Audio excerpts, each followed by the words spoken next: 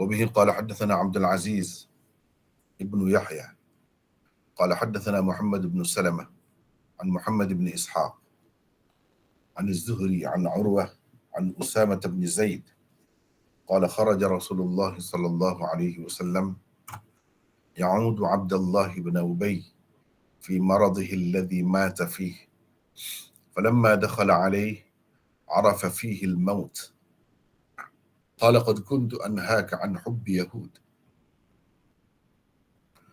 قال فقد أبغضهم أسعد بن زرارة فما،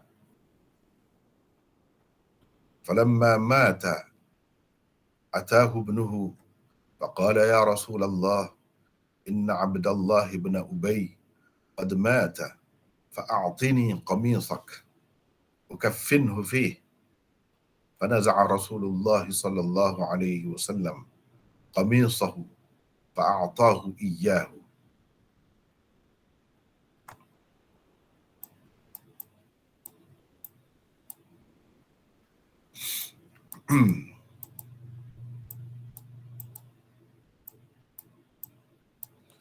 Itu hadisnya. Baik, sekali lagi kita balik tempat mula-mula baca tadi.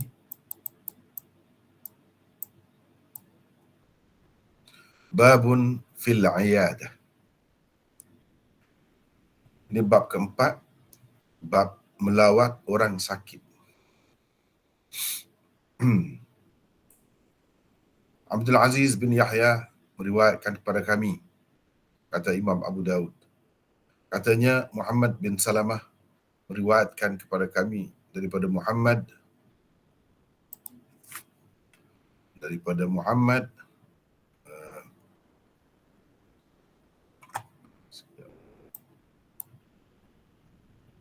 Muhammad bin Ishaq, daripada Az-Zuhri, daripada Urwah, daripada Usamah bin Zaid.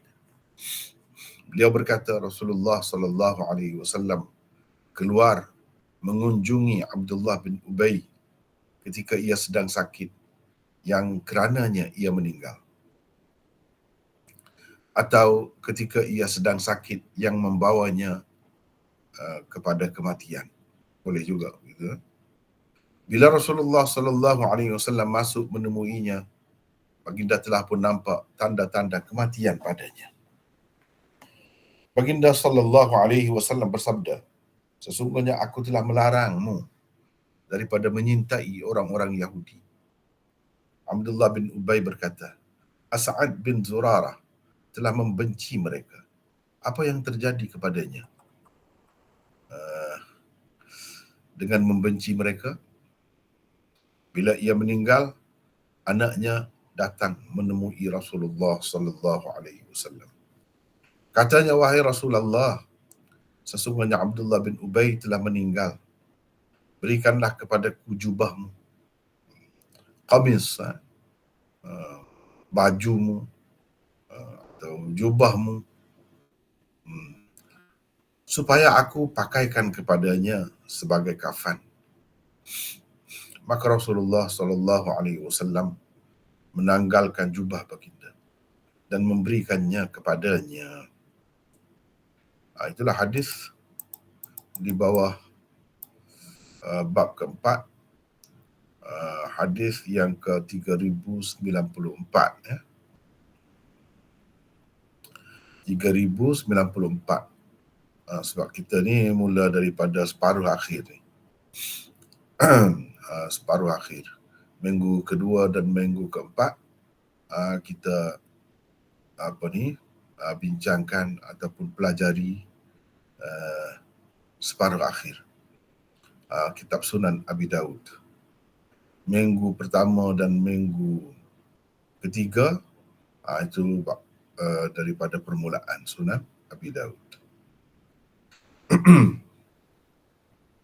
Sebelum ini kalau ingat bab ketiga, ini bab ketiga, kita telah bincangkan tentang di bawahnya ada dua hadis.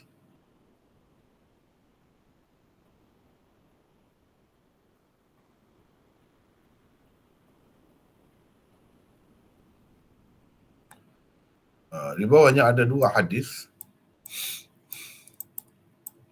Bab ketiga ni tajuknya babu iyadatin nisa, bab melawat wanita yang sakit. Bab melawat wanita yang sakit. Ini khusus dengan wanita. Maksudnya lelaki melawat wanita. Kalau wanita melawat wanita tu tak ada pelik, memang boleh pun. Ini lelaki melawat wanita. Begitu juga sebaliknya, wanita melawat lelaki yang sakit. Imam Abu Daud nak cerita melalui bab ini, bolehkah atau tidak boleh? Elokkah atau tidak elok? Berlainan jenis tu. Pergi nak melawat yang bukan mahram lah. Yang bukan mahram. Kalau yang mahram tu tak kira ya. Itu memang boleh saja. Ini bab yang ketiga. Sebelum ni kita dah bincang dah bab ni. Hadis nombor 3092 dan 3093. Itu bab melawat wanita yang sakit. Setelah habis bab tu, sekarang ni Imam Abu Daud buat satu lagi pula bab. Babun fil iyadah. Bab melawat orang sakit. Tadi wanita yang sakit. Ini melawat orang sakit. Jadi perkataan iyadah ni memang memberi makna melawat orang sakit, khusus dengan melawat orang sakit. Iyadah.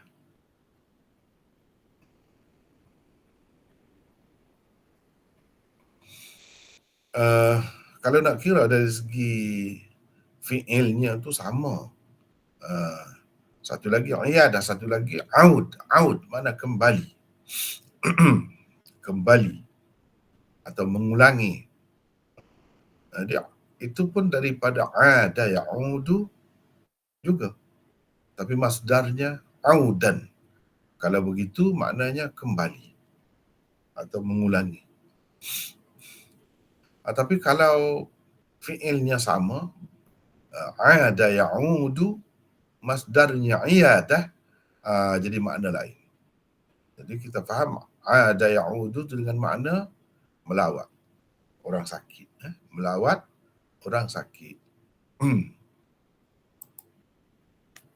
Inilah kalau saya buat ya. Ada ya'udu. Audan. Audan.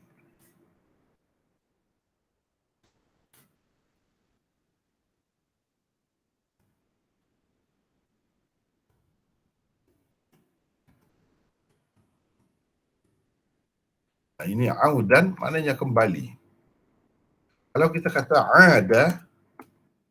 ada ya'udu iyadatan. Begini, seperti tajuk bab kita ni, tajuk bab yang keempat ni, maknanya melawat, menziarahi orang sakit. Menziarahi orang sakit. Sama. Kalau kita tengok fi'il dia ni, orang panggil fi'il lah. Ada ya'udu ni, fi'il. Tapi berbeza makna dengan sebab masdar dia tu. Di situ kita kena tengok masdar dia tu. Masdar dia tu. Masdar dia tu adakah audan atau iyadatan. Kalau audan makna kembali. Kalau iyadatan makna melawat orang sakit. Dalam perkataan tu sendiri dah ada dah makna melawat orang sakit. Jadi babun fil iyadah. Bab melawat, maksudnya melawat orang sakit. Tak payah sebut dah al-marid itu. Babun fi iyadatil marid, tak payah sebut. Sebab dalam iyadah ni sudah ada terkandung makna melawat orang sakit. Jadi ia khusus dengan melawat untuk orang sakit. Jadi perbezaannya pada ni, fi'ilnya sama. Cuba tengok ni, sama. Sini pun ada ya'udu, ini pun ada ya'udu juga. Jadi kita nak tahu macam mana. Ini ada ya'udu dengan makna kembali, ini ada ya'udu dengan makna melawat. Kita kena tengok masdar dia. Ini masdar. Iyadatan. Ini masdar kepada ada ya'udu, berarti ada ya'udu dengan makna melawat. Melawat orang sakit. Begitulah. Jadi Imam Abu Daud tak perlu dah tambah ziarah, guna ziyaratil marid, ziarah orang sakit tak perlu. Al-iyadah saja tu sudah memberi makna tu dah. Sebab tu dia guna perkataan ini.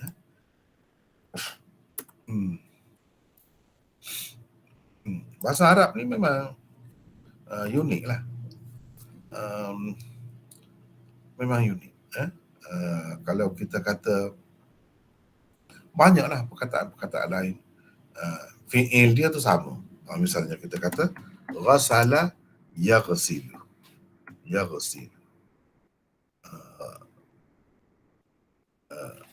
Ghaslan. Ini seterusnya ghasala yaghsilu. Ghuslan. Baik ya. Ini ghasala sama fi'il dia sama. Fi'il madinya pun sama. Fi'il mudhari'nya pun sama, baris dia tu. Yaghsilu. Ghaslan maknanya membasuh. Tapi kalau ghasala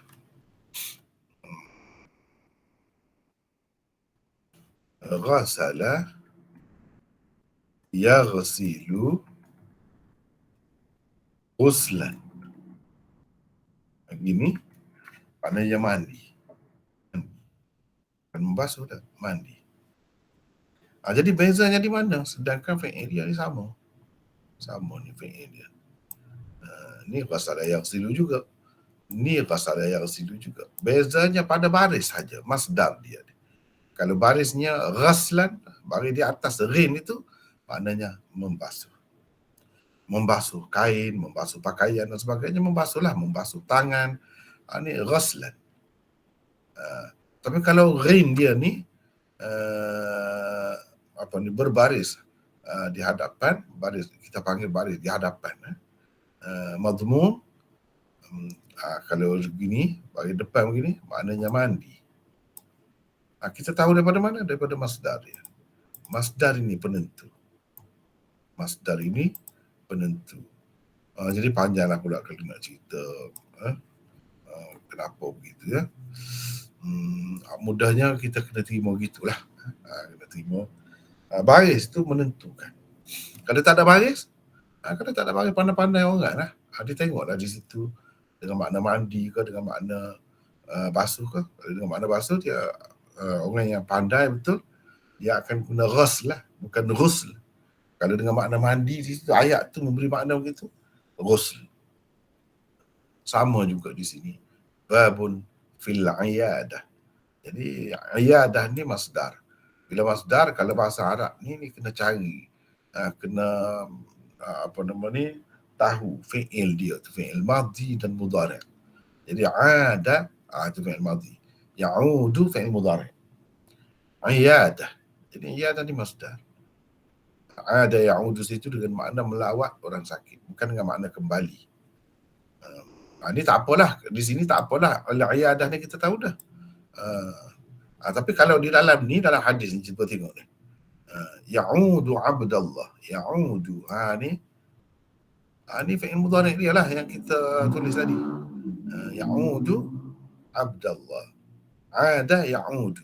Di sini ni, padahal makna kembali pun ya'udu juga. Kita nak tahu macam mana? Kita nak tahu, tengoklah. Ni kembali. Rasulullah SAW keluar, kembali. Tak ada makna. Melawat Abdullah bin Ubay ketika sakitnya. Ni berkait dengan sakit ni. Kalau berkait dengan sakit ni, melawatlah. Bukan kembali. Rasulullah tidak kembali ke rumahnya pun. Pergi ke rumah Abdullah bin Ubay tu. Itulah kiranya.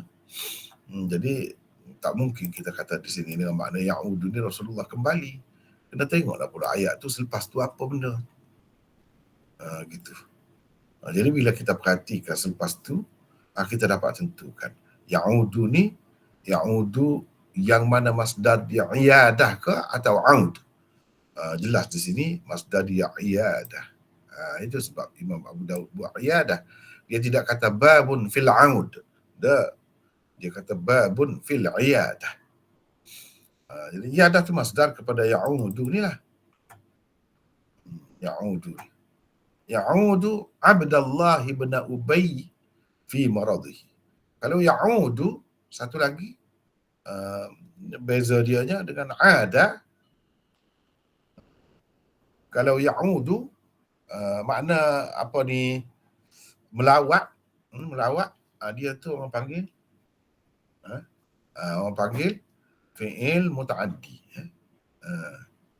Atau kita kata kerja, kalau bahasa Melayunya kata kerja melampau. Melawat, mesti ada orang yang dilawati. Siapa orang yang dilawati? Itu Abdullah bin Ubay. Ini maf'ul. Bila fi'il muta'addi, dia mesti kena ada maf'ul. Ada maf'ul. Berbeza dengan kalau ada ya'udu dengan makna kembali. Itu fi'il lazim. Itu perkara yang kedua.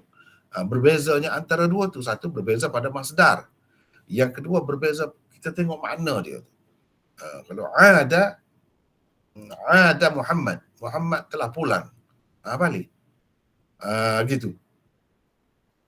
Dia ayat tu sudah sempurna setakat itu. Kita sudah faham dah. Muhammad sudah pulang. Muhammad telah pulang.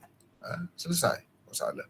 Jadi dia tidak kata-kata apa fi'il muta'addi, bukan, tetapi fi'il lazim. Kata kerja tak melampau. Dia pulang, sudah cukup dah. Kalau ke rumahnya, itu bukan makna maf'ul itu. Ke rumahnya itu bukan makna maf'ul. Ke tu ada ke tu. Ke tu jadi haraf jar lah. Ada ya'udu ila baitihi. Pulang ke rumahnya. Ila baitihi. Bukan tanpa ila. Terus baitahu begitu. Itu salah. Tak betul itu. Sebab ia bukan fi'il muta'addi, fi'il lazim. Jadi kalau pulang ke mana, itu bukan bermakna ada ya'udu itu muta'addi. Itu lazim. Lazim. Ke tu satu perkataan lain. Adapun di sini melawat Abdullah terus. Bukan melawat ke Abdullah. Melawat kepada Abdullah, bukan. Begitu. Jadi Abdullah ni jadi maf'ul. Itulah.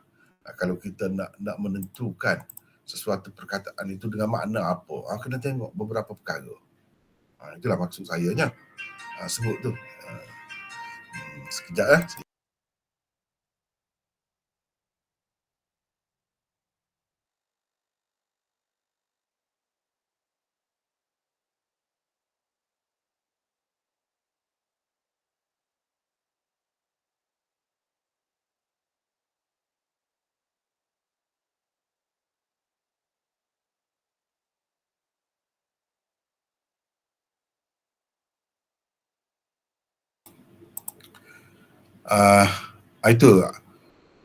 Itu maksud perbezaan di antara ada ya'udu, ada begitu juga yang lain-lain pun nak menentukan sesuatu perkataan itu dengan makna macam mana, ada beberapa perkara kita kena perhati, kena perhati.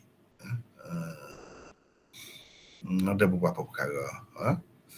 Itu secara sepintas selalulah saya sebut itu. Mudah-mudahan berguna. Jadi kalau sebut perkataan iyadah ni tak payah sebut al-marid dah. Dah faham dah. Dah tentu dah melawat orang sakit. Tu mana khusus perkataan tu. Khusus. Perkataan tu sudah khusus.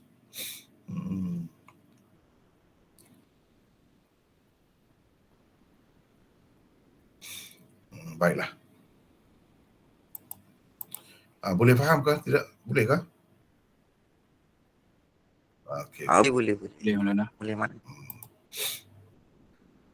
Jadi saya tidak nak teruskan dengan lebih panjang lagi lah tentang perbincangan tu. Sekadar tu dulu saya rasa cukup. Cuma kalau Ada tak puas hati lagi? Kalau ada nak tanya, nanti tanya selepas ini insyaAllah. Melawat orang sakit. Baik.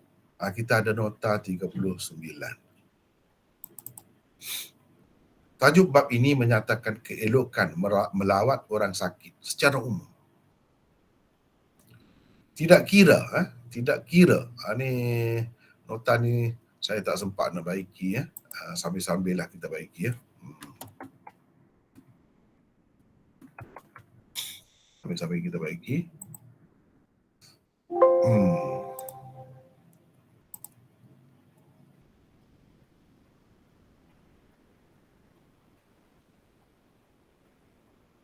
Di sini. Tajuk bab ini menyatakan keelokan melawat orang sakit secara umum. Tidak kira sama ada ia mukmin, munafik atau kafir. Di dalam sesetengah nuskha tajuk bab ini tiada. Di dalam sesetengah nuskha tajuk bab ini tiada. Babun fil iyadah ni tak ada. Dalam setengah-setengah nuskha Sunan Abi Daud tak ada. Bermakna tajuk ni tak ada. Hadis ni 3094 ni berada di bawah tajuk sebelum ni lah. Tajuk sebelum ni.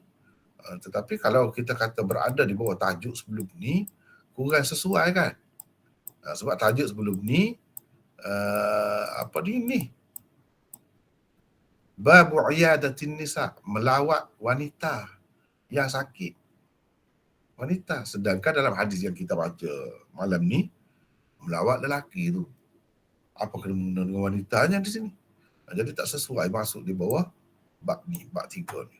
Sepatutnya kena ada bab keempat. Ni bab keempat. Jadi elok dah ada bab keempat ni. Tak ada bab keempat ni menimbulkan masalah. Sebab hadis di bawah ni tak sesuai masuk di bawah bab ketiga tu. Tak sesuai. Baik.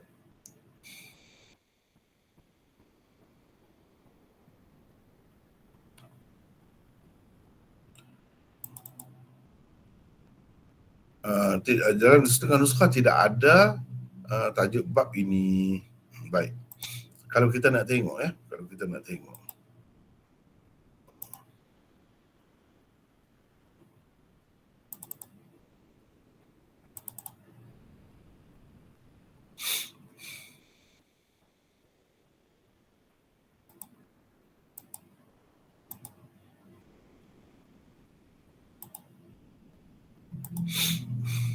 contohnya di sini sudah memadai.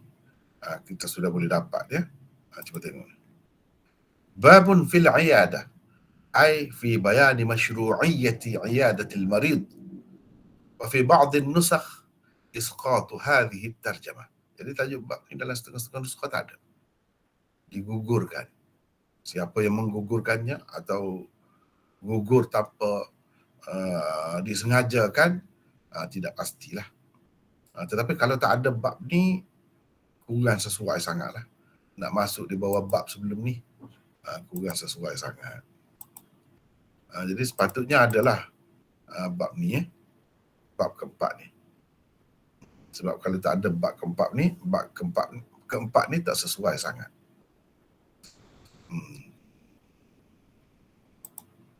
Babun fil iyadah. Cuba kita tengok di sini. Di sini tak ada, dia tak ada sebut sini. Cuma terimalah, adalah tajuk bab ni ada.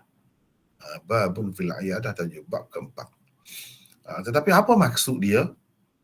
Imam Abu Daud buat tajuk bab ni, iaitu nak menyatakan melawat orang sakit itu elok secara umum.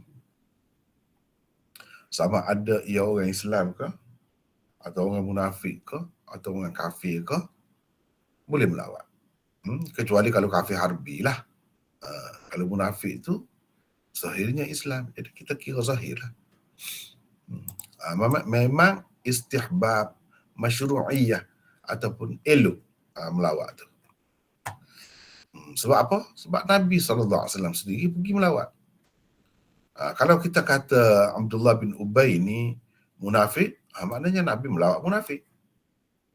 kalau kita kata hakikat dia lah, nifak dia tu kufur, dia tu kafir, bermakna Nabi SAW telah melawat orang kafir. Itulah. Kalau tak boleh, Nabi tak buat lah. Sebab apa? Sebab Nabi tak akan buat benda haram. Tak boleh tu dengan makna apa? Dengan makna haram. Dengan makna makruh. Benda makruh pun Nabi SAW tak buat. Tak buat. Apatah lagi kalau benda haram. Jadi paling ringan pun kita kata harus melawat.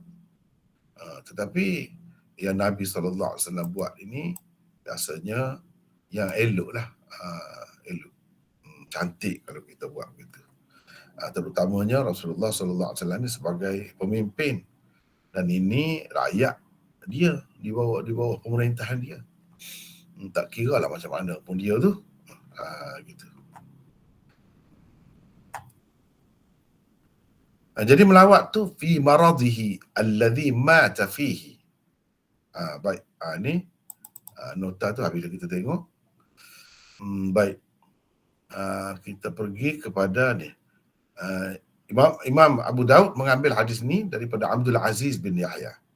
Imam Abu Daud kata Abdul Aziz bin Yahya meriwayatkan kepada kami.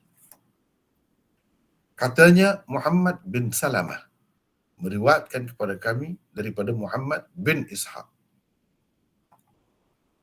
daripada Az-Zuhri, daripada Urwah, daripada Usamah bin Zaid, beliau berkata dan seterusnya. Jadi terlebih dahulu kita bertemu dengan perawi ini baru ni, kita nak berkenalan lah dengan perawi ini. Siapa?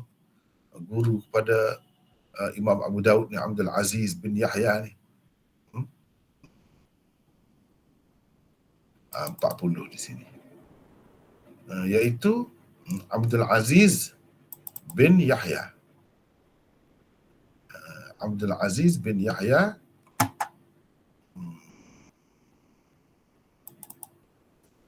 Abul Asbagh Al-Harrani, seorang perawi saduq yang kadang-kadang waham, yang terkeliru dalam periwayatannya. Abu Daud dan An-Nasai mengambil riwayatnya. Abdul Aziz meninggal dunia pada tahun 235 Hijrah. Ini tentang Abdul Aziz bin Yahya, Abul Asbagh Al-Harrani. Imam Abu Daud ambil hadis ini daripada dia lah.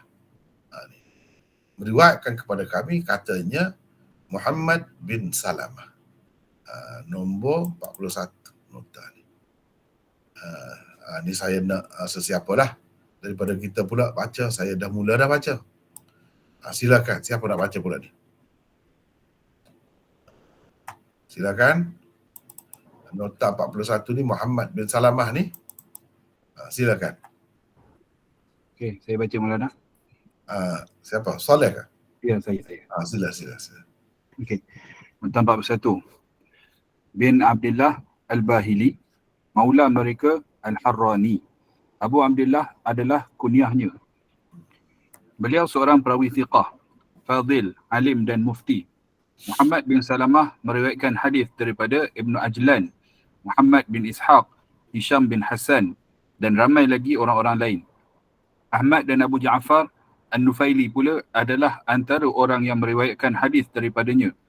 Hadisnya terdapat di dalam Juz'ul Qira'ah Imam Bukhari, Sahih Muslim dan kitab sunan yang utama. Imam Muslim bagaimanapun hanya mengambil satu sahaja hadisnya untuk dimasukkan ke dalam Sahih Muslim. Muhammad bin Salamah meninggal dunia di akhir tahun 191 Hijrah. Itu tentang perawi kita ni iaitu Muhammad bin Salamah. Abdul Aziz ambil hadis ini daripada Muhammad bin Salamah. Muhammad bin Salamah pula mengambil hadis daripada Muhammad bin Ishaq. Ni 42 ni. Silakan terus. Saleh baca lagi. Muhammad bin Ishaq. Bin Ishaq bin Yasar Al-Madani. Seorang perawi saduq dan mudallis. Selain itu, ia juga berfahaman Qadariyah dan Syiah. Hadisnya terdapat dalam kitab-kitab Sunan. Bukhari hanya meriwayatkan daripadanya secara ta'liq sahaja. Muslim pula meriwayatkan hadisnya daripada Muslim pula meriwayatkan hadisnya hadis daripadanya di samping perawi lain maqrunan bi ghairi. Ibnu Ishaq meninggal dunia pada tahun 151 Hijrah. Ini saya sebutkan secara ringkas saja tentang Muhammad bin Ishaq ni. Kalau nak detail lagi, baca bukulah saya telah tulis khusus berkenaan dengan dia. Tentang bukti-bukti bahawa dia ni seorang Syiah sebenarnya. Selain daripada ada fahaman-fahaman akidah yang lain lah, yang bercanggah dengan akidah Ahlus Sunnah wal Jamaah, dia ni sebenarnya Syiah. Itu dapat kita lihat melalui kitab-kitab dia sendirilah, melalui kitab dia sendiri. Jadi Muhammad bin Salamah tu ambil daripada Muhammad bin Ishaq, daripada Az-Zuhri. Az-Zuhri 43. Baca lagi, silakan. Okey. 43. Muhammad bin Muslim bin Ubaidillah bin Shihab, seorang thiqah lagi faqih. Salah seorang dari perawi ke-6 kitab utama hadis, yakni Al-Kutubus Sittah. Jadi Al-Kutubus Sittah ni selalu disebut ni perawi Kutub Sittah. Jadi maksudnya perawi ke-6 kitab utama hadis. Sunan Sittah, ada orang sebut Kutub Sittah, ada yang sebut Sihah Sittah, iaitu Bukhari, Muslim, Abu Daud, Nasa'i, Tirmizi dan Ibnu Majah. Itulah yang dimaksudkan dengan kalau kata 6 kitab utama hadis ini, itu maksudnya. Sudah jadi istilah dah begitu ya. Kemudian dia ambil daripada Az-Zuhri. Az-Zuhri 43. Baca ini dah baca kan. Lepas tu Az-Zuhri ambil daripada Urwah 44 sila baca lagi. Urwah bin Az-Zubair bin Al-Awwam, seorang perawi thiqah lagi faqih. Beliau juga merupakan salah seorang daripada 7 orang fuqaha yang terkenal di Madinah di zaman tabi'in. Hadisnya terdapat dalam ke-6 kitab utama hadis, yakni Al-Kutubus Sittah. Dia pula, Urwah pula mengambil daripada Usamah bin Zaid. Ini nombor 45. Teruskan baca. Usamah bin Zaid bin Harithah, sahabat anak sahabat. Ayahnya Zaid adalah anak angkat Nabi SAW. Hadis Usamah juga terdapat di dalam ke-6 kitab utama hadis, yakni Al-Kutubus Sittah. Jadi dia ni kira-kiranya cucu lah. Cucu Nabi lah. Cucu angkat. Anak kepada anak angkatnya. Iaitu Zaid. Zaid bin Harithah. Bin Zaid bin Harithah. Jadi Zaid bin Harithah itu sebenarnya bukan nama ayah dia terus. Usamah bin Zaid. Usamah bin Zaid bin Harithah. Begitu sepatutnya begini ya. Ini silakan. Bin Harithah. Zaid bin Harithah. Ini anak angkat Nabi SAW. Pernah beberapa lama dia ni dibinkan kepada Nabi SAW. Zaid bin Muhammad. Sebab zaman jahiliah anak angkat ni dibinkan kepada bapa angkatnya. Sekian lama lah duduk begitu. Sehingga akhirnya di dalam surah Al-Ahzab, Allah SWT perintahkan supaya dikaitkan dengan bapa atau ayah sebenarnya. Ud'uhum li'abaihim wa aqsatu 'indallah. Ud'uhum li'abaihim. Jadi kaitkan dengan ayah mereka. Jangan kaitkan dengan ayah angkat, bapa sebenar. Selepas itulah baru jadi Zaid bin Harithah. Usamah ini pun sahabat. Zaid itu pun sahabat. Sebagaimana Nabi SAW sayang kepada Zaid, sayang sangat. anak angkat dia. Dia sayang juga kepada cucu angkat dia, iaitu Usama. Kadang-kadang kan tengok kenapa Nabi macam tercari-cari menunggu seseorang tak berangkat lagi. Rupa-rupanya tengok, dia tunggu, dia cari Usama. Begitu sayang Nabi kepada Usama. Dan dalam kitab-kitab Rijal ada sebut bahawa duduk tunggu ni adalah yang sebut duduk tunggu budak hitam ni. Sebab Usama tu dia gelap kulit ni, hitam. Dia ikut sebelah mak dia. Sebelah mak dia. Zaid itu putih. Zaid itu putih. Jadi kalau ada sebut budak hitam ni yang ditunggu-tunggu, dicari-cari Nabi tu. Sebab apa? Sebab dia kulit dia tu gelap. Tak seperti ayah dia.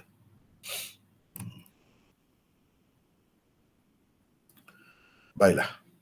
Seterusnya, beliau berkata Rasulullah SAW keluar mengunjungi Abdullah bin Ubay ketika ia sedang sakit yang kerananya ia meninggal, atau sakit yang membawanya meninggal. Boleh juga kita terjemah begitu. Jadi siapa Abdullah bin Ubay ni? Baca lagi Saleh. Abdullah bin Ubay bin Salul, salah seorang salah seorang ketua orang-orang munafik. Anaknya pula salah seorang sahabat Rasulullah sallallahu alaihi wasallam yang terpilih. Namanya juga Abdullah. Namanya juga Abdullah. Jadi Abdullah bin Abdullah begitu. Abdullah bin Abdullah bin Ubay bin Salul, bin Salul, begitu. Tapi di sini tak ada sekat tu ya, Abdullah bin Ubay gitu ya.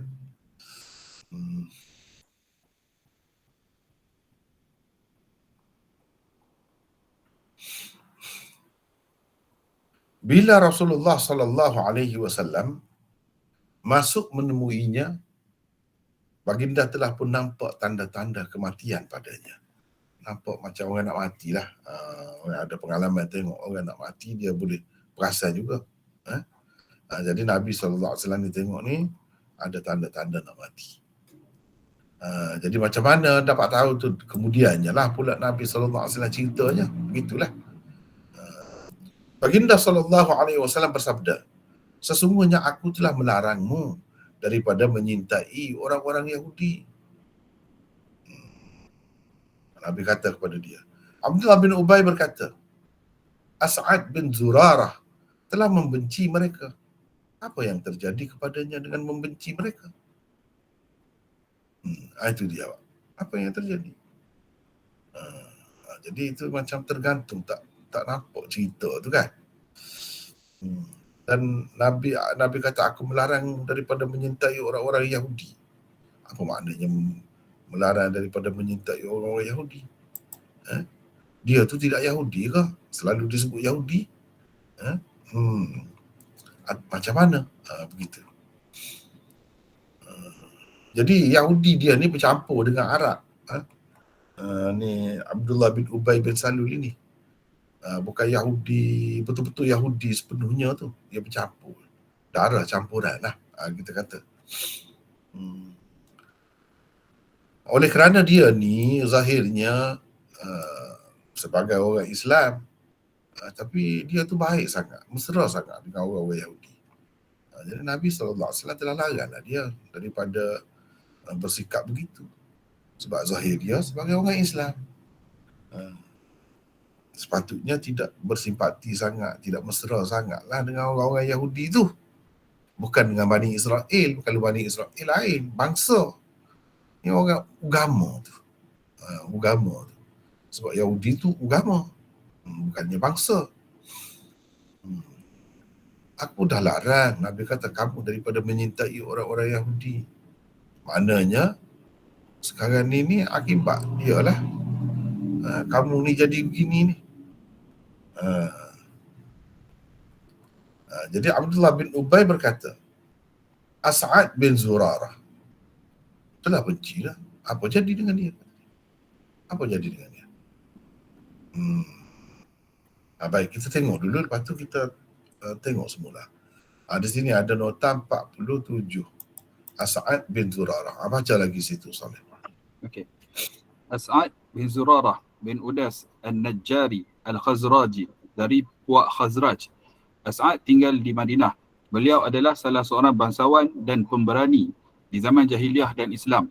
Setelah pergi ke Mekah di zaman kenabian bersama Zakwan bin Abi Qais dan memeluk agama Islam, mereka berdua pulang ke Madinah. Merekalah orang yang mula-mula sekali membawa Islam ke Madinah. As'ad telah menyaksikan kedua-dua Aqabah. Beliau adalah salah seorang daripada 12 orang nuqaba yang bertemu Rasulullah SAW pada malam Aqabah pertama. Beliau menaqib Bani An-Najjar dan telah meninggal dunia sebelum peperangan Badar.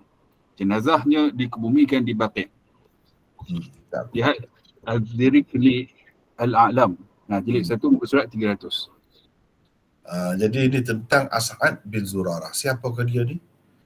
Sahabat Nabi yang sangat istimewa lah. Sempat dengan kedua-dua perjanjian Aqabah tu, pada malam Aqabah dipanggil tu. Aqabah yang pertama hanya 12 orang saja yang bertemu dengan Rasulullah sallallahu alaihi wasallam dan berbai'ah dengan Nabi. Dan Aqabah yang kedua selepas itu tu ramai, 70 orang lebih sahabat-sahabat Ansar, dan mereka memberi sokongan yang padu kepada Rasulullah sallallahu alaihi wasallam dan berjanji akan menyokong dan memperjuangkan Islam jika Nabi sallallahu alaihi wasallam berhijrah kepada mereka. Ini berlaku sebelum hijrah, ya. Sebelum hijrah. Jadi setelah itu mana tak sempat pun dengan perang Badar, dengan apa pun. Dalam sekitar 6 bulan selepas tu, setelah Nabi sallallahu alaihi wasallam berhijrah, dia meninggal dunia dah. Dia meninggal dunia. Itu cerita As'ad bin Zurarah. Di dalam setengah-setengah kitab dia sebut Sa'ad, itu silap. Bukan Sa'ad, tapi As'ad. As'ad bin Zurarah bin Udas. Dia kata, Abdullah bin Ubay ni kata, As'ad bin Zurarah pun benci. Apa dah jadi dengan dia? Jadi apa dah jadi dengan dia ni? Yang membenci mereka itu. Di sini kita ada nota 48. Kalau boleh orang lain pula lah, supaya tidak penat Saleh. Siapa nak baca pula? Sila di sini. Jadi ini terjemahan apa jadi dengan dia yang membenci mereka itu. Ini terjemahan kepada Famah. Silakan baca. Siapa nak baca? Yang baca. Silakan.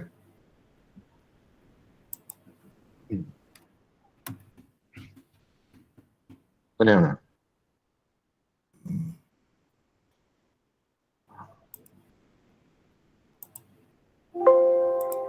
Ya, sila sini. Untuk apa yang terjadi kepadanya dengan membenci mereka adalah terjemahan bagi perkataan famah. Pada asalnya ialah famaza. Takdir kalamnya ialah famaza hasalalahu bibaghdihim. Famaza hasalalahu bibughdihim. Haraf ha di akhir famah itu asalnya ialah alif. Kemudian ia ditukarkan dengan ha. Maka jadilah famah. Asalnya setengah fama begitu. Asalnya fama, tukar dengan ha. Jadilah famah. Teruskan. Sesetengah ulama berpendapat mah adalah isim fi'il amar yang bererti uskut, diamlah. Jadi kalau Kata kita kata sekejap kalau kita pakai pendapat ulama ni yang mengatakan Mah tu isim fi'il, jadi isim fi'il amar dengan makna uskut, seseolahnya dia kata kepada Nabi, seseolahnya sudahlah, diam je lah, diamlah. Gitu maksudnya. Faham tak? Udahlah. Kalau kita sudahlah. Berhentilah. Kita kata begitu. Berhentilah. Nak larang ataupun nak suruh aku tidak sayang kepada Yahudi itu. Berhentilah. Sudahlah. Diamlah. Begitu. Kalau kita pakai dengan makna ini. Tapi kalau kita pakai dengan makna yang pertama, itulah lebih ramai terima begitu. Famah tu maknanya, famah dah. Inilah bahasa Arab ni. Kebuai banyak. Dahlah satunya, bukan asal. Asal dia fama. Jadi yang buahnya fama dah hasala lahu bibughdihim. Itulah yang kita terjemah begitu. Apa yang terjadi kepadanya dengan membenci mereka? Apa dapat dia? Dia dapat apa dengan benci kepada mereka itu? Begitu. Teruskan, Izzuddin, teruskan. Kata As-Sindi, maksud kata-kata Abdullah bin Ubay itu ialah cinta kepada mereka tidak menjejaskan, yakni memudaratkan apa-apa. Benci kepada mereka juga tidak mendatangkan apa-apa faedah. Kalaulah benci kepada mereka berfaedah, nescaya tidak matilah As'ad bin Zurarah. Kata-kata seperti itu keluar dari mulutnya lantaran ia menganggap kemudaratan ialah kematian dan faedah pula ialah terlepas dari kematian atau tidak mati. Ia menampakkan kecetekan fahamnya dan kedangkalan pandangannya. Lihat As-Sindi Fathul Wadud. Ini dalam Fathul Wadud, Hasyiah Sunan Abi Daud. Kalau kita nak tengok kitab dia ni, sekejap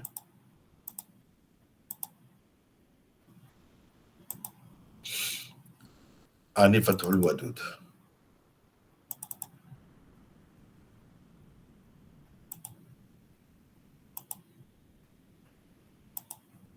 Ini Fathul Wadud.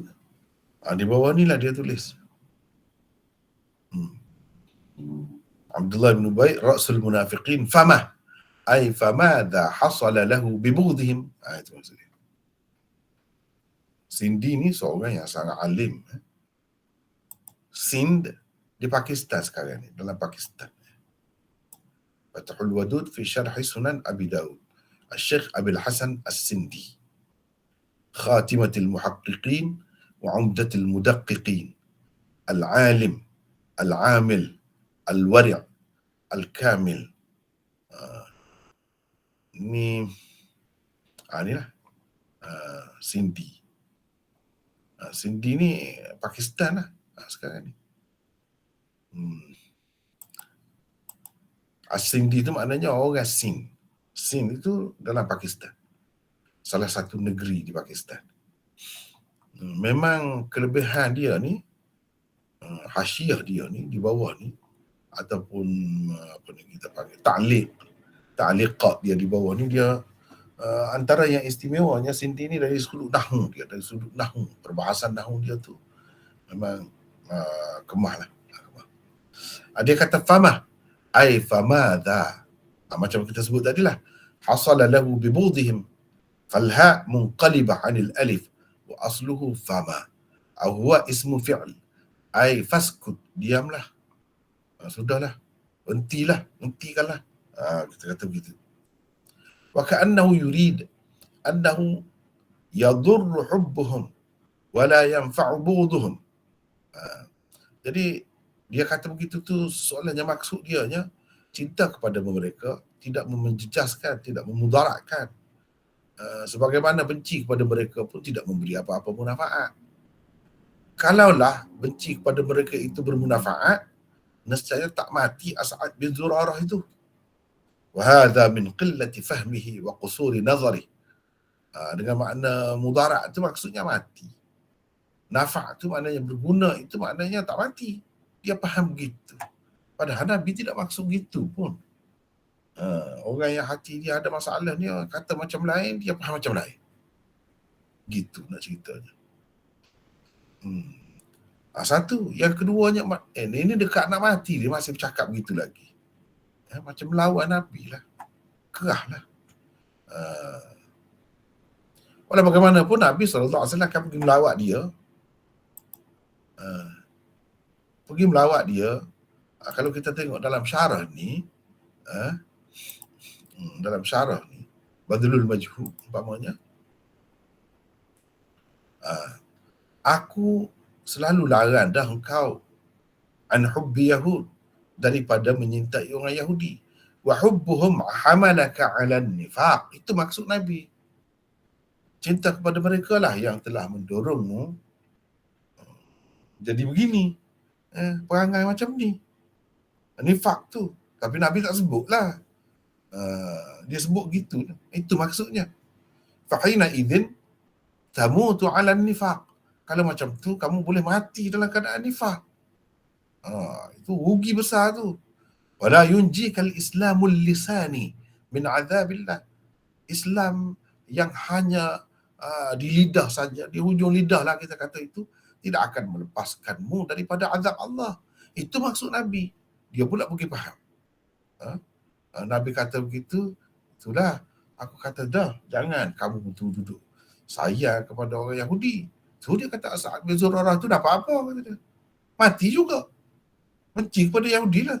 Dia faham. Maknanya kalau benci ni, Nabi maksudnya mati. Tu benci pun mati awal juga. Tidak kata benci ni jadi panjang umur. Kasih ni jadi pendek umur. Tidak menunjukkan. Jadi makna dia melawan Nabi sallallahu alaihi wasallam. Dia kata, fabughduhum lam yanfa'hu minal maut. Bencinya kepada mereka tidak berguna kepadanya dari segi melepaskan dia daripada mati. Mati awal juga dia. Tak ada lama pun dengan kamu. Dia kata kepada Nabi lah. Jadi punca jawapan dia macam ni, iaitu Abdullah ni tak faham apa yang Rasulullah SAW maksudkan. Dia tak faham. Dia pergi faham ikut lain. Gitu. Sama juga kalau kita tengok di sini, ayatnya lebih kurang juga. Al-manhalul azbil mawrud ni. Al-manhalul azbil mawrud. An hubbi Yahud wa hubbuhum hamalaka 'ala an-nifaq fatamutu 'alayh wa la tanju bil islamil lisani min 'adzabillah. Ini dekat-dekat dengan ayat Badlul Majhub tadi, sesoalannya mari di situ. Jadi cuma dia ada tambahan di sini. Nabi SAW kata begitu tu dengan maksud menimbulkan perasaan ingin bertaubat dalam hati dia. Bukan Nabi nak tegur tu, nak kata kepada dia, nak mengeji dia, bukan. Supaya dia tu insaf lah. Tiba-tiba dia kata begitu. Nabi tak sebut penuh pun. Dia tu sambut begitu. Tu As'ad bin Zurarah pun benci juga ke dia. Apa dapat? Kata dia. Maknanya, apakah kamu kata begitu tu? Mana kamu nak cerita kalau kamu benci kepada Yahudi, kamu akan panjang umur. Dia faham begitu.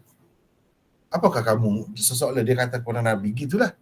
Apakah kamu ingat dengan benci kepada Yahudi itu umur seseorang yang akan panjang? Tu As'ad bin Zurarah tu kata dia, mati lepas tu, tak lama. Dia benci juga kepada Yahudi. Wa ma afadahu syai'an, tak berguna apa-apa kepada dia dengan benci tu. Walau afadahu lama mata, kalau berguna tak matilah dia. Dia faham gitu. Tetapi semua ni difaham daripada famah. Sepatah tu saja. Sepatah tu saja. Dia tidak sebut semua ni dengan jelas, dengan lengkap ayat tu, sebagaimana Nabi SAW pun tidak sebut dengan lengkap. Kuntu anhaka an hubbi Yahud. Gitu je Nabi kata. Dia tak cerita akibatnya, apa semua. Tak ada sekat tu dia jawab begitu.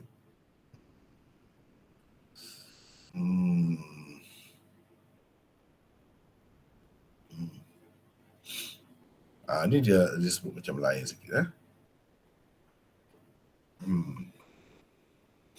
Dia As'ad bin Zurarah ni antara istimewanya orang yang mula-mula Islam lah masuk ke Madinah. Terima Islam, bawa Islam ke Madinah tu dia mula-mula. Lepas tu dia naqib kepada kabilah dia, Bani Najjar. Lepas tu dia ni orang mula-mula sembahyang Jumaat di Madinah. Sebelum Rasulullah SAW sampai lagi ke Madinah, dia sudah sembahyang dah.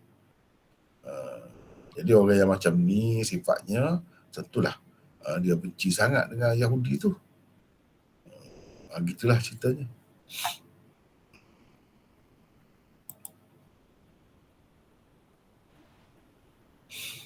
Baik. Lepas tu tak lama dia mati.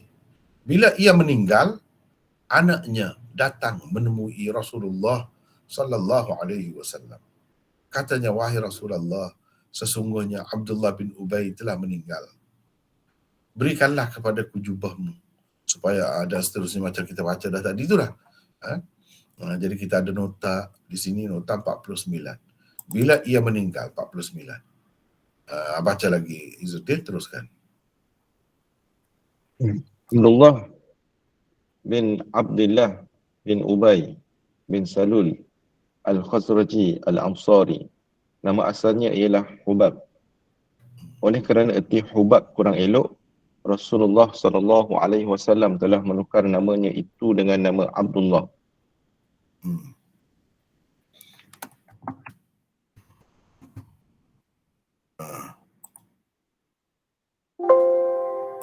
Teruskan.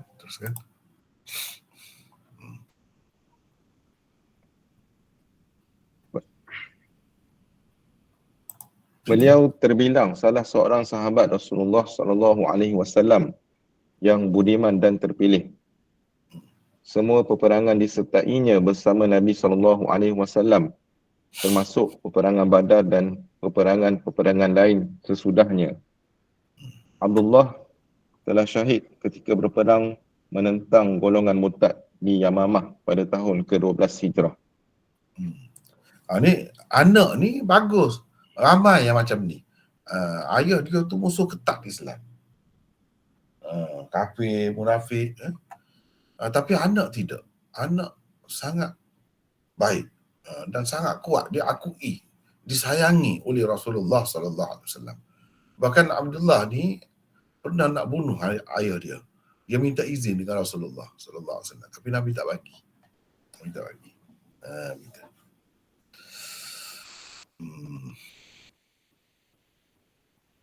Itulah ceritanya. Jadi anak dia tu pergi bertemu dengan Rasulullah, minta baju tadilah. Minta baju Rasulullah untuk dijadikan sebagai kafan. Mana sebahagian daripada kain kafan dia lah. Sebahagian daripada kain kafan dia. Jadi berdasarkan banyak hadis, banyak lagi detail-detailnya. Jadi berikanlah kepadaku jubahmu hingga ke akhir itu. Maka Rasulullah SAW pun menanggalkan jubah baginda dan memberikannya kepadanya. Memberikan jubah tu kepadanya. Baca terus Izzuddin. Peristiwa ini berlaku sebelum turunnya larangan Allah terhadap nabinya SAW daripada menyembahyangkan jenazah orang-orang munafik, menghadiri jenazah mereka dan berdiri di atas kubur mereka untuk mendoakan mereka. Kedudukan hadis 3094, dhaif. Jadi hadis ni yang kita baca tadi dhaif. Baik, baca lagi. Selain Abu Daud, hadis ini diriwayatkan juga oleh Ahmad, Al-Bazzar, At-Tabarani dan Al-Hakim. Al-Hakim bahkan menghukumnya sebagai sahih, menepati syarat Muslim, dan ia diperakui Az-Zahabi. Walaupun hadis ini dikatakan sahih oleh Al-Hakim dan diperakui Az-Zahabi, tetapi ia sebenarnya dhaif. Ibnu Ishaq hanya meriwayatkannya secara an-anah. Selain itu terdapat juga illah yang lain. Sekejap Izzuddin, sekejap.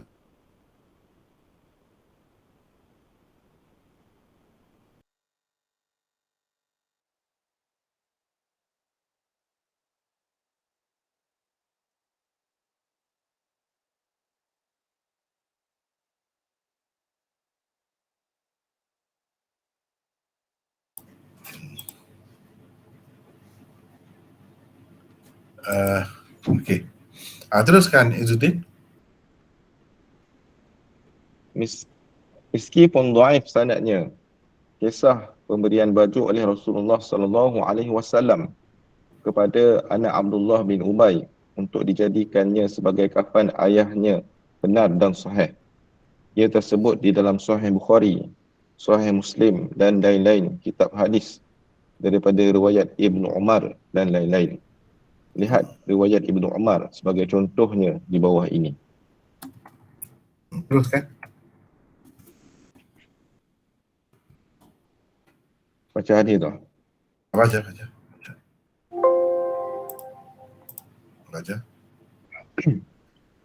Haddatsani Ibrahim bin al-Munzir haddatsana Qala. Anas bin qala haddatsana Anas bin Iyad an Ubaidillah an-Nafi' an ibn Umar radhiyallahu anhuma annahu qala lamma tuwfiya Abdullah bin Ubay جاء ابنه عبد الله بن عبد الله إلى رسول الله صلى الله عليه وسلم فأعطاه قميصه وأمره أن يكفنه فيه ثم قام يصلي عليه فأخذ عمر بن الخطاب بثوبه فقال تصلي عليه وهو منافق وقد نهاك فقال تصلي عليه وهو منافق وقد نهاك الله أن تستغفر لهم قال إنما خيرني الله أو أخبرني الله فقال أستغفر لهم أو لا تستغفر استغفر لهم أو لا تستغفر لهم إن تستغفر لهم 70 مرة فلن يغفر الله لهم فقال سأزيده على 70 قال فصلى عليه رسول الله صلى الله عليه وسلم وصلينا معه ثم أنزل الله أنزل عليه Anzalallahu ataupun dalam setengah nuskhahnya unzila thumma unzila alaihi gitu. Anzalallah ataupun unzila alaihi gitu maksudnya. Teruskan. Summa anzalallah unzila alaihi au unzila alaihi wala tusalli ala ahadin minhum mata abadan wala takum ala qabrihi innahum kafaru billahi wa rasulihi wa matu wa hum fasiqun. Teruskan. Bermaksud, kata Ibnu Umar, bila Abdullah bin Ubay mati, anaknya Abdullah bin Abdillah datang kepada Rasulullah sallallahu alaihi wasallam. Maka baginda memberikan kepadanya baju baginda serta disuruhnya supaya dia memakaikan baju itu pada ayahnya sebagai kafan. Kemudian Nabi sallallahu alaihi wasallam bangun untuk menyembahyangkan mayatnya. Pada ketika itu, Umar terus memegang baju Nabi sallallahu alaihi wasallam seraya bertanya, engkau hendak menyembahyangkan mayatnya sedangkan dia seorang munafik, sedangkan Allah telah melarangmu daripada beristighfar untuk mereka. Jawab Nabi sallallahu alaihi wasallam, sesungguhnya Allah telah memberi pilihan kepadaku atau Allah telah memberitahuku melalui firman-Nya, bermaksud orang-orang munafik itu sama sahaja engkau meminta ampun untuk mereka atau engkau tidak meminta ampun bagi mereka. Jika engkau, wahai Muhammad, meminta ampun bagi mereka 70 kali sekalipun, maka Allah tidak sekali-kali mengampunkan mereka.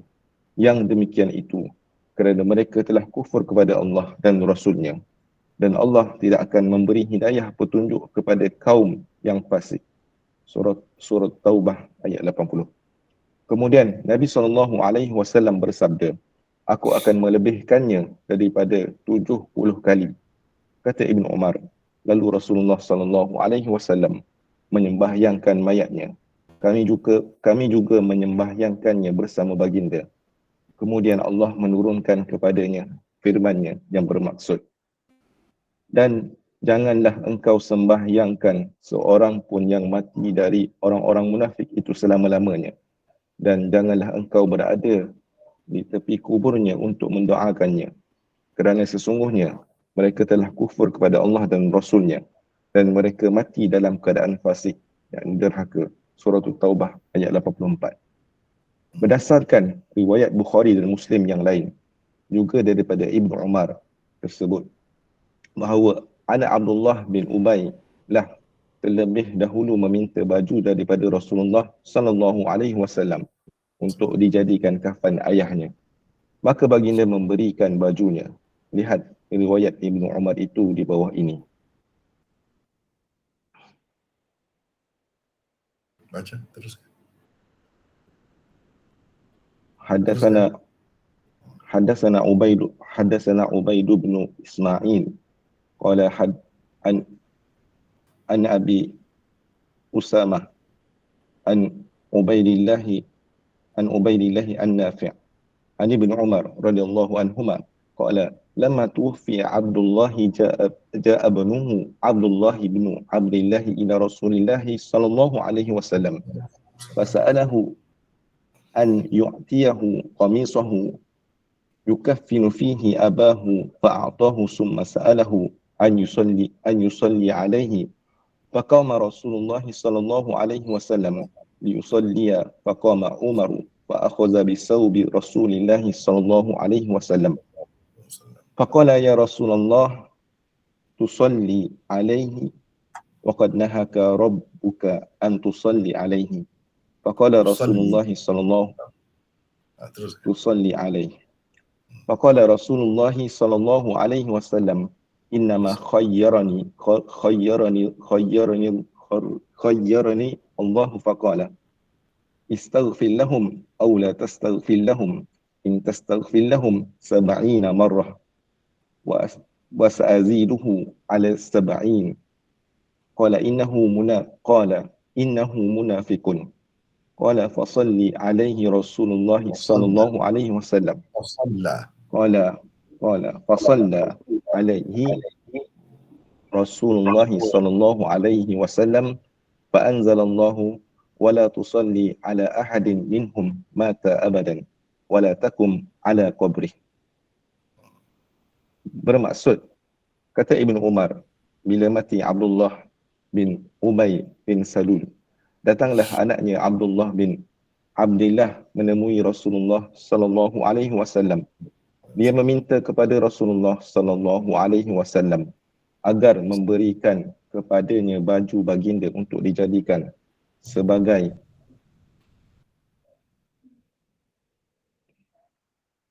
kafan ayahnya. Rasulullah sallallahu alaihi wasallam memberikan kepadanya. Kemudian dia meminta baginda menyembahyangkannya. Bila Rasulullah sallallahu alaihi wasallam bangun untuk menyembahyangkannya, bangunlah Umar lalu memegang kain baginda seraya berkata, "Wahai Rasulullah, engkau hendak menyembahyangkannya. Wahai Rasulullah, engkau hendak menyembahyangkannya. Padahal Allah telah melarangmu daripada menyembahyangkannya." Mendengar kata-kata Umar itu, Rasulullah sallallahu alaihi wasallam pun bersabda, "Sesungguhnya Allah telah memberi pilihan kepadaku." Firman-Nya bermaksud, orang-orang munafik itu sama sahaja engkau meminta ampun untuk mereka atau engkau tidak meminta ampun bagi mereka. Jika engkau, wahai Muhammad, meminta ampun bagi mereka 70 kali sekalipun, aku akan memperlebihkan lagi daripada 70 kali. Umar berkata lagi. Itulah tu tepat titik tu maksudnya hadis terusnya lah. Hadis terusnya. Lepas tu baru sambung ni. Mana kita ringkaskan di situ. Langkau lah di situ ya. Aku akan memperlebihkan lagi. Jadi Allah kata kalau 70 kali. Jadi aku akan perlebihkan lagi daripada 70 kali lah. 75 kali ke? Begitu. Teruskan. Umar berkata lagi, sesungguhnya dia munafik. Kata Ibn Umar, lalu Rasulullah Rasulullah sallallahu alaihi wasallam menyembahyangkannya. Setelah itu barulah Allah menurunkan firman-Nya yang bermaksud, dan janganlah engkau sembahyangkan seorang pun yang mati dari orang-orang munafik itu selama-lamanya, dan janganlah engkau berada di tepi kuburnya untuk mendoakannya. Surah At-Taubah ayat 84. Baca lagi. Minta orang lain pula lah. Sekejap Orang lain pula. Siapa nak baca? Silakan. Orang lain pula. Saya Maulana. Siapa? Firdaus. Bukan Maulana. Ni Hafizul Amin. Ya. Daripada mana ni Hafizul Amin? Dari Selangor. Silakan baca. Al-Mundhiri di dalam syarah Mukhtasar Sunan Abi Dawud menulis, terdapat 4 pandangan para ulama tentang kenapakah Nabi SAW memberikan bajunya untuk Abdullah bin Ubay. Yang pertama, untuk memuliakan anaknya kerana dia muslim dan bersih daripada sifat nifaq. Yang kedua, sudah menjadi tabiat Rasulullah SAW kalau diminta orang sesuatu kepunyaannya, baginda tidak akan mensia-siakan permintaannya. Yang ketiga, oleh kerana Abdullah bin Ubay pernah memberikan bajunya untuk bapa saudara Nabi Muhammad SAW, Al-Abbas. Ketika beliau Al-Abbas ditawan dalam peperangan Badar, kebetulan pada masa itu tidak ada baju sesiapa pun yang sesuai dengan Al-Abbas selain bajunya. Maka sebagai membalas budinya itulah baginda memberikan bajunya untuk dijadikan kafannya, supaya tidak ada lagi budi mana-mana orang munafik yang tidak dibalas. Yang keempat, mungkin juga Nabi SAW melakukan semua yang tersebut di dalam hadis Ibnu Umar di atas sebelum diturunkan kepada baginda firman Allah di dalam surah At-Taubah ayat ke-84. Lihat Al-Mundhiri Syarah Mukhtasar Sunan Abi Dawud jilid kedua muka surat 362. Teruskan. Pandangan keempat yang dikemukakan oleh Al-Mundhiri di atas tepat sekali dengan apa yang telah penulis katakan sebelum ini, bahawa peristiwa ini berlaku sebelum turunnya larangan Allah terhadap Nabinya SAW kepada menyembahyangkan jenazah orang-orang munafik daripada bukan kepada turunnya larangan Allah terhadap Nabinya SAW daripada menyembahyangkan jenazah orang-orang munafik, menghadiri jenazah mereka dan berdiri di atas kubur mereka untuk mendoakan mereka. Jadi ini ada 4 alasan yang diberikan oleh Al-Mundhiri. Dalam banyak juga kitab-kitab tidaklah sebut sampai 4 ini. Jadi saya ambil di sini yang paling banyak lah. Yang paling banyak ialah seperti yang disebutkan oleh Mundhiri inilah. Di sini 4 perkara ya.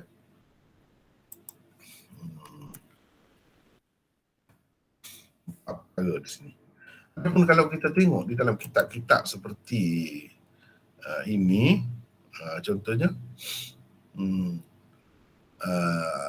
Al-Manhalul Azbul Mawrud, Al-Manhalul Azbul Mawrud, wa a'tahu sallallahu alaihi wa alihi wa ala alihi wa sallam qamisahu ma'a ilmihi binifaqi abihi. Nabi sallallahu alaihi wasallam memberikan bajunya kepada anak Abdullah tu, walaupun Nabi sallallahu alaihi wasallam memang tahu tentang nifaq ayahnya. Kenapa? Kerana untuk melaksanakan zahir hukum Islam. Jadi kalau begitu, kalau kita mengambil kira yang ini boleh kita sebutkan sebagai alasan yang kelima tadi. Mundhiri sebut 4, kita boleh tambah ini 1. Sebagai melaksanakan zahir hukum Islam. Hukum Islam mengikut zahir. Zahirnya orang itu Islam. Kita kira Islam lah. Jadi kita akan melayaninya sebagai orang Islam. Itu yang pertama. Wa ikraman li waladihi, dan untuk memuliakan anaknya yang memang sudah jelas dan pasti keimanannya. Itu dua. Ta'lifan liqaumihi liriyasati. Ini yang ketiga, untuk menjinakkan kaumnya. Kerana dia tu, Abdullah bin Ubay bin Salul itu memang ketua mereka. Dengan cara Nabi SAW buat begitu ialah untuk bermesra ataupun untuk mengambil hati kaumnya lah. Ini kita boleh sebut sebagai yang ketiga sebab. Mana kalau kita campur semua dengan Al-Mundhiri tadi, lebih daripada 4 lah, 5, 6 pun boleh lagi kita kira sebagai alasan kenapa Nabi SAW memberikan kepadanya. Padahal Nabi SAW tahu bahawa qamis, baju dia tu tidak berguna kepadanya dalam keadaan ada sifat nifaq.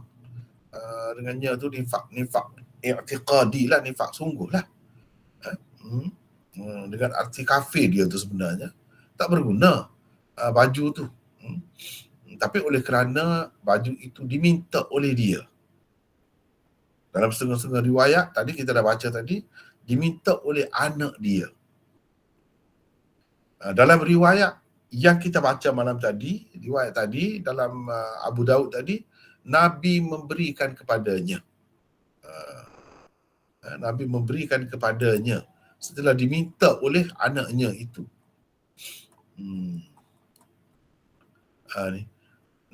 Nabi datang menemui Rasulullah, wahai Rasulullah, sesungguhnya telah mati, berikanlah kepadaku. Jadi atas permintaan dia, Nabi SAW bagi tadi.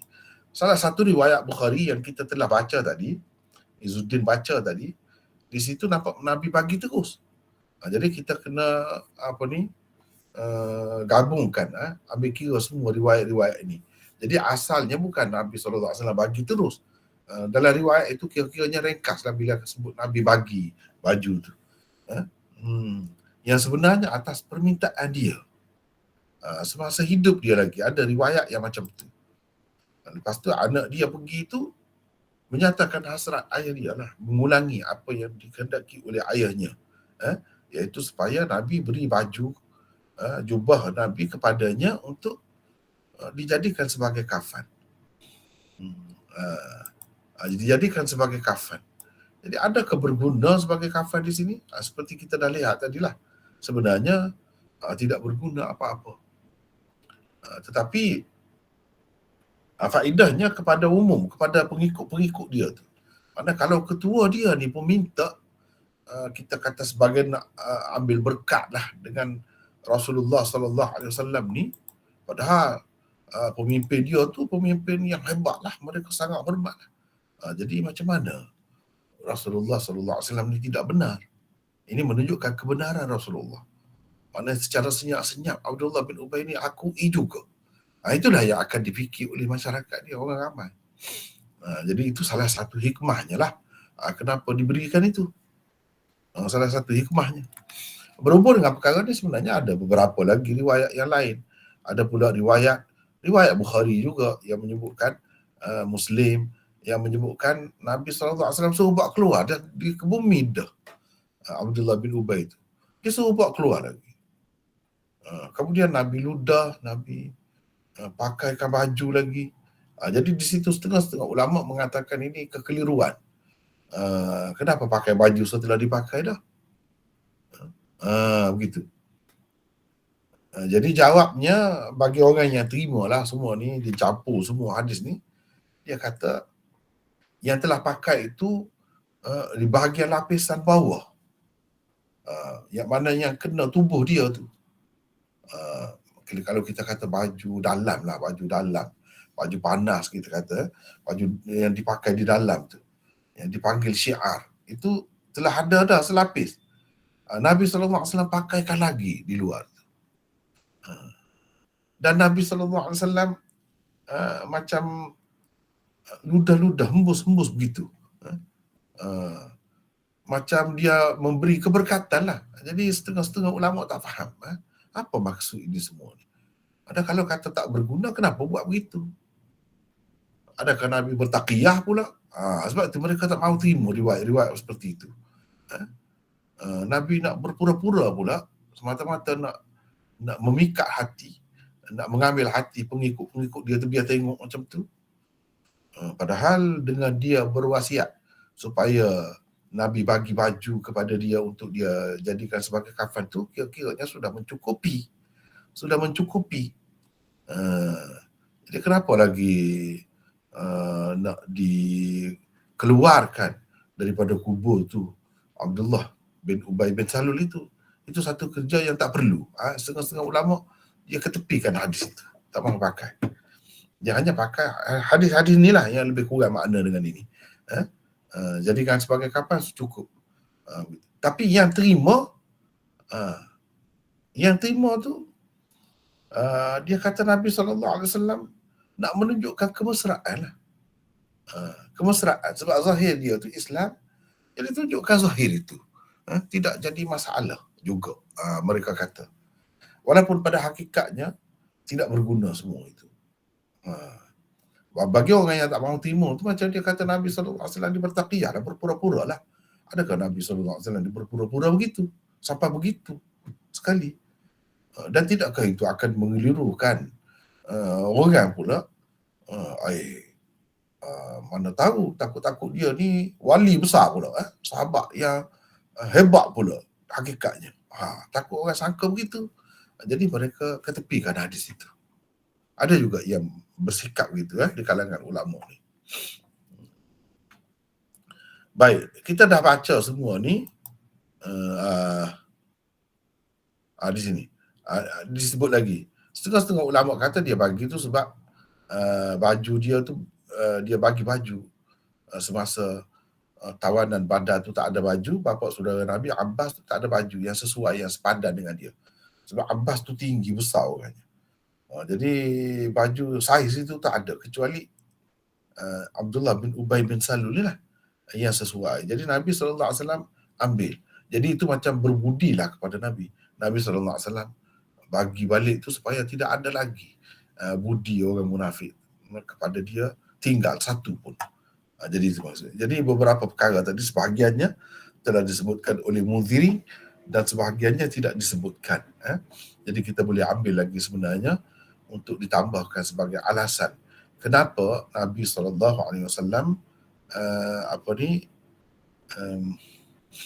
bagi baju tu.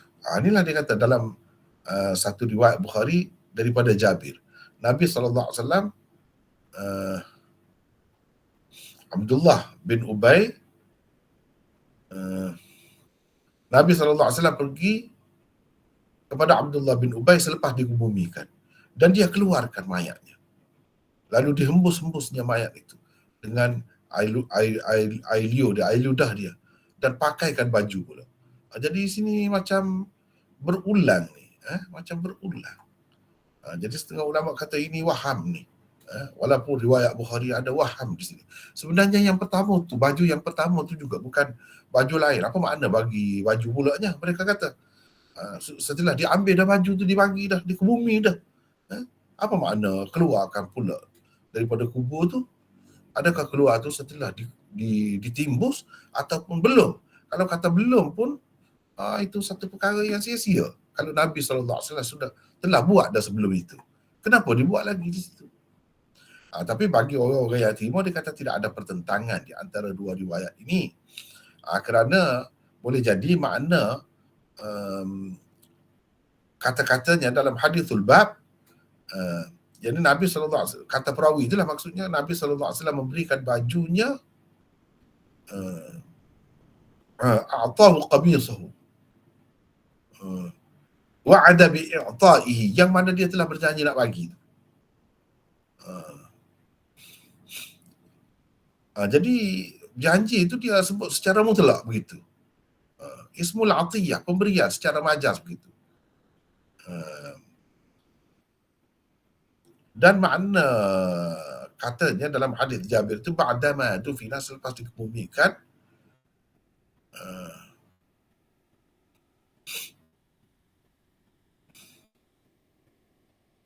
dikebumikan, mana setelah dia tu dimasukkan ke dalam kubur dia lah. Jadi keluarga Abdullah itu takut Nabi SAW akan menyusahkan Nabi mari. Mereka pun cepat-cepat kebumikan dia sebelum sampai Nabi SAW. Bila Nabi sampai tu, Nabi dapati mereka telah masukkan dalam kubur tu. Tapi di sini dia sebut belum lagi ditimbuskan tanah lagi. Nabi SAW pun suruh dikeluarkan dia untuk menyempurnakan janjinya untuk menjadikan kafan baju dia tu. Begitu. Untuk dijadikan kafan baju dia tu. Tapi bagi golongan pertama yang tak mahu terima tu, dia kata dah bagi dah. Tak ada kaitan dengan Nabi pergi tu baru dapat baju tu, anak dia dah pergi dah. Dan Nabi bagi dah kan tadi, dalam riwayat Bukhari juga. Jadi ini ni satu kekeliruan perawi sebenarnya, kata mereka. Satu kekeliruan perawi.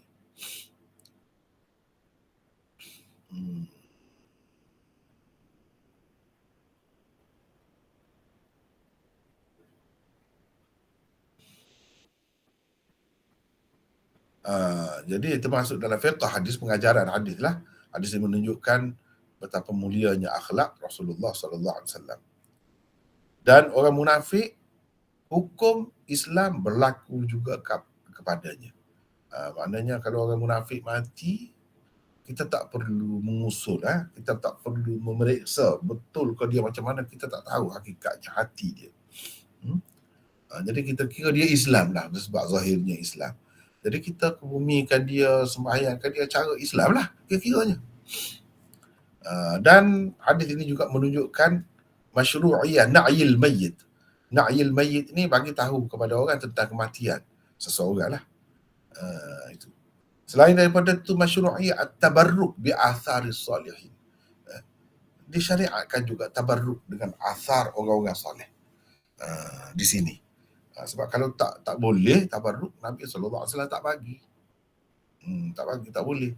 Nabi bagi juga kepada anak dia. Walaupun sebenarnya boleh dikatakan hampir semua lah ulama mengatakan sia-sia saja, tidak berguna maknanya. Kalau tak ada akidah di dalam hati itu, walaupun dipakaikan kafan itu dengan baju Rasulullah pun sia-sia saja. Jadi hanya itu sebagai zahir sahaja. Nabi sekalipun tidak dapat memberi apa-apa munafaat kepada orang yang tidak berakidah dengan akidah Islam. Itulah maksudnya. Okey.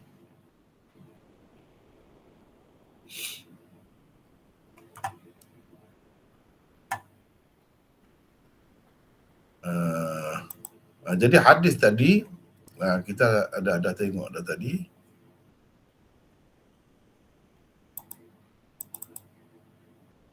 Kedudukan hadis ini dhaif. Bukan bermakna hadis dhaif, satu hadis tu dhaif, segala kandungan dia tu semua sekali semua dhaif. Tidak. Dhaif tu satu dilihat dari sudut sanad. Kemudian dari sudut beberapa perkara mungkin yang ada di dalam tu yang bercanggah dengan riwayat yang lebih sahih. Begitu. Ni kalau kita tengok hadis ni, selain daripada Abu Daud, Ahmad, Al-Bazzar, Al-Tabarani dan Al-Hakim, bahkan Hakim kata sahih, dia menepati syarat Muslim, dan Al-Zahabi pun memperakuinya. Ini menunjukkan kalau Al-Zahabi pun akui tentang hadis yang ada di dalam Mustadrak Hakim itu, setengah-setengahnya tidak semesti hadis itu terjamin sahih. Betul seperti kata Hakim dan diperakui Zahabi, tak mesti. Ulama-ulama lain banyak lagi yang bincang lagi. Tapi secara umumnya kebanyakannya betul lah. Kalau yang dia akui itu betul lah. Kalau dia akui sahih. Tetapi tidak semuanya. Hadis ini termasuk dalam yang dipertikaikan oleh ulama tentang perakuan Al-Zahabi itu. Jadi walaupun hadis ini dikatakan sahih oleh Al-Hakim, tetapi ia sebenarnya dhaif. Satu dari sudut sanad. Ibnu Ishaq hanya meriwayatkannya secara an-anah. Ibnu Ishaq ni bagi orang yang terima pun dia kalau riwayat dia secara an-anah mereka pun tak terima. Mereka anggap dhaif. Sedangkan di sini kalau kita tengok riwayat ini Ibnu Ishaq meriwayatkannya secara an-anah. Ni. An Muhammad ibn Ishaq an Az-Zuhri itulah an-anah. Mana kalau dia riwayat secara an-anah tak boleh pakai. Tak boleh pakai. Dhaif. Sebab dia mudallis. Perawi mudallis kalau meriwayatkan secara an-anah macam ni, maka hadis dia dikira dhaif. Jadi ini riwayat dia. Itu satu.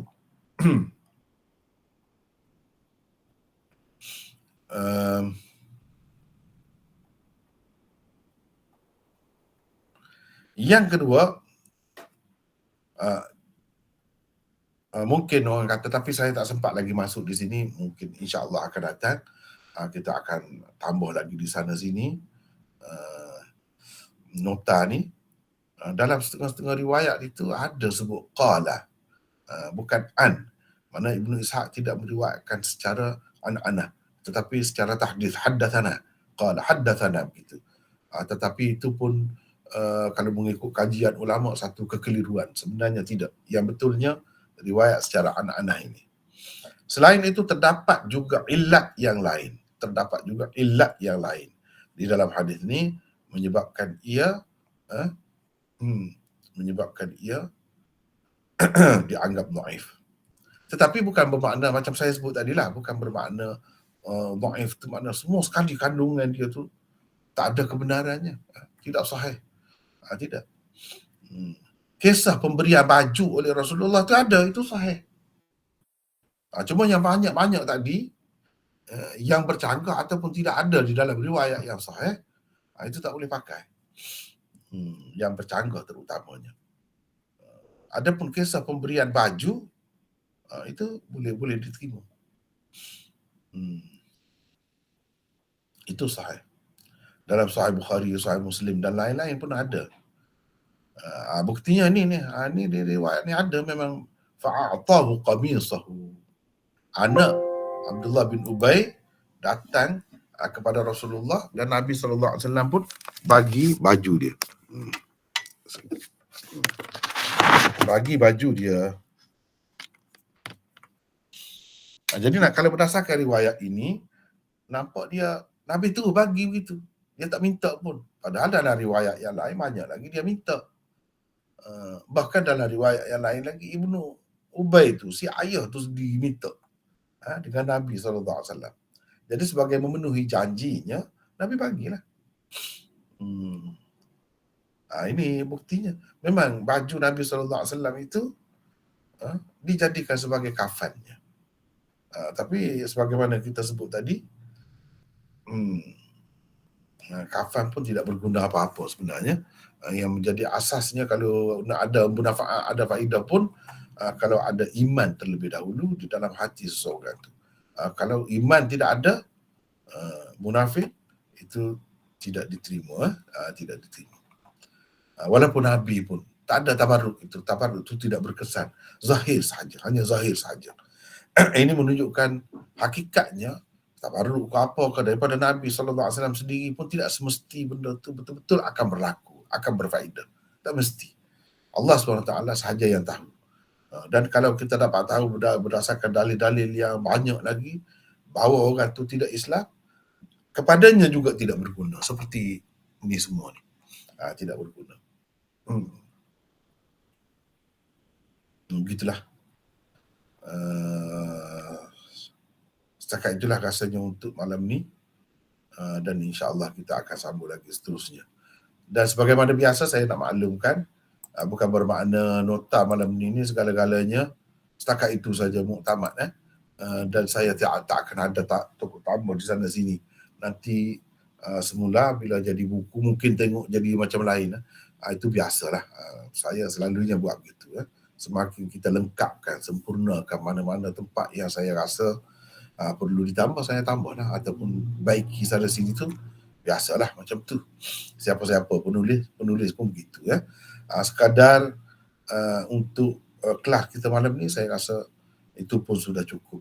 Bahkan kalau nak banding dengan setengah-setengah syarah tu lagi ringkas, lagi ringkas. Ini pun sudah cukup banyak. Jadi saya rasa hanya setakat itulah untuk malam ini.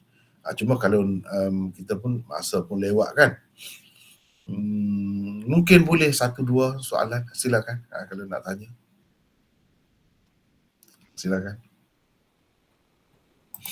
Assalamualaikum warahmatullahi wabarakatuh. Assalamualaikum warahmatullahi wabarakatuh. Silakan. Nak tanya Maulana, hadis riwayat Ibnu Umar sebut tadi wala takum ala qabri, maksudnya dia tidak mendoakan kepada jenazah kubur. Maksudnya wala takum ala qabri bukan berdiri ya. Bukan berdiri saja. Berdiri dengan maksud berdoa lah. Kalau kita duduk tak ada masalah. Ya. Afdal duduk ke afdal berdiri? Afdal berdiri. Nabi tidak duduk, Nabi berdiri ya. Sebab itu dalam Quran la taqum ala qabri. Sebab memang kebiasaannya tidak duduk, berdiri. Siapa pun dia berdiri. Tapi berdiri itu bukan maksud diri saja. Berdiri untuk mendoakan lah. Begitu maksudnya. Ya. Tapi ini semua ni macam kita dah sebut tadi, sebelum turun ayat itu. Sebelum turun ayat itu. Selepas tu Nabi tak buat dah.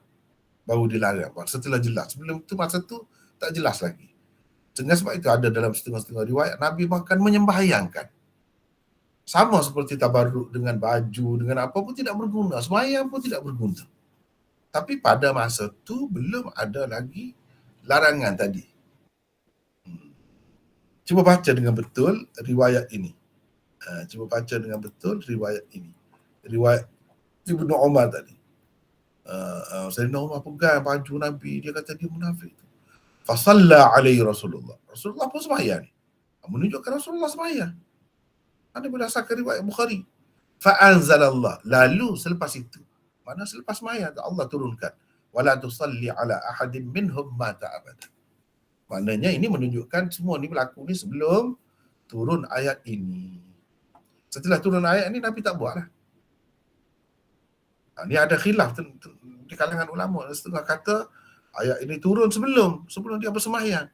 Tapi kalau berdasarkan riwayat ini, ada ulama mengatakan Nabi bersembahyang dah. Ni bersembahyang dah ni. Lepas tu baru turun. Kalau kita nak terima Nabi sembahyang pun kena terima juga. Turun ayat tu selepas. Jangan terima turun ayat tu sebelum. Kalau terima turun ayat sebelum, jadi bercanggah. Teruklah. Nabi SAW melanggar pula perintah Nabi. Jadi kalau nak terima juga semua ni, kena terimalah bahawa ni firman Allah ni belum lagi turun pada ketika itu. Itu saja. Ringkas ceritanya ya. Boleh? InsyaAllah. Ada lagi yang lain? Silakan. Adakah kafan menggunakan kamis ataupun baju tadi afdal kita kafan guna baju? Boleh. Itu pun boleh. Ini salah satunya. Ini salah satu bukti bagi boleh baju tu. Pakaikan baju tu. Jadi kita jangan kira lah Abdullah bin Ubay bin Salul tu dia munafik apa. Zahirnya diperlakukan sebagai orang Islam. Jadi orang Islam lain pun boleh juga. Gitulah maksudnya. Tapi kalau tak pakai baju, kain semata-mata, kain yang terbuka begitu, 3 lapis pun boleh. Jadi di situ pun ada khilaf ulama. Elok pakai baju ke tidak? Ada yang kata elok. Dia ambil kira riwayat-riwayat tertentu. Riwayat-riwayat tertentu sebenarnya banyak juga. Ada sebut cerita tentang pakai baju ni. Jadi ada yang kata tidak. Jadi sebab ada kedua-dua riwayat itu. Ada kedua-dua riwayat itu masing-masing pilih lah. Ya. Ada lagi satu lagi silakan. Assalamualaikum Maulana. Waalaikumsalam. Saya nak tanya berkenaan dengan tanda-tanda kematian tadi tu. Macam mana tanda-tanda kematian yang Nabi nampak itu dan adakah perkara ini khusus untuk Nabi saja? Sebenarnya tanda-tanda kematian ini tidak khusus dengan Nabi. Macam bapa saudara Nabi Abbas itu. Dia tahu Abu Talib tu nak mati. Bila dia pergi melawat dengan Nabi, kan ada dalam hadis Bukhari juga.